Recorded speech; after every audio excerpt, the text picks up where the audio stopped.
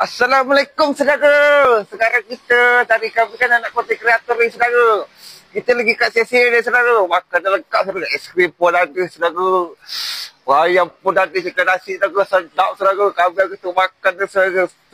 Sedap saudara. Mantap saudara. Kita masuk ke dalam saudara. Yo. Saudara. Kita sekarang kat dalam ni saudara. Tempat dia mantap ni saudara. Kita belanja ayam ni saudara ni. Kami nak pasal ini saudara. Okey, let's go. Pesan pakai komplit ya bang? Ya. Mau tambah ice tea nggak? Kalau tambah ice tea pakai apa?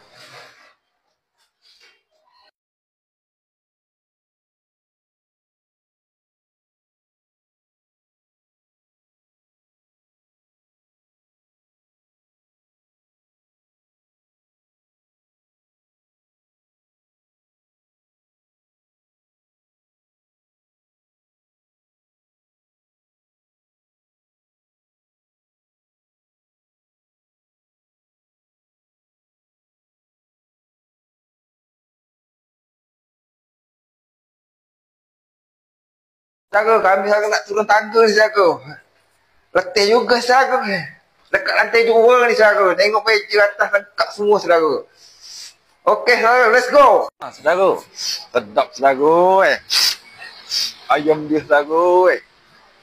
Berat-berat tu nak angkat saudara. Saudara. Sedap saudara. Kita makan dulu sikit saudara.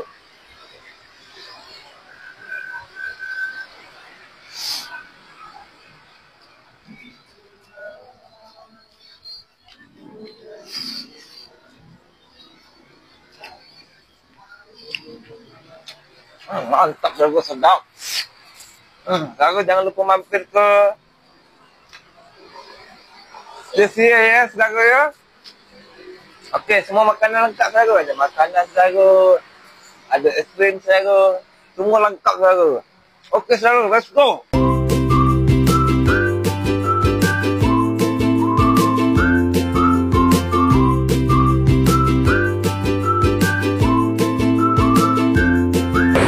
Kami kat sini saudara. Dapat ayam dua saudara.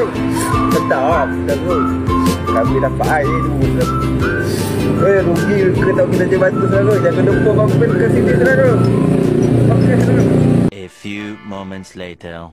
Saudara. Kami makan dua piring saudara, sedap. Sedap saudara. Licin. Mantap.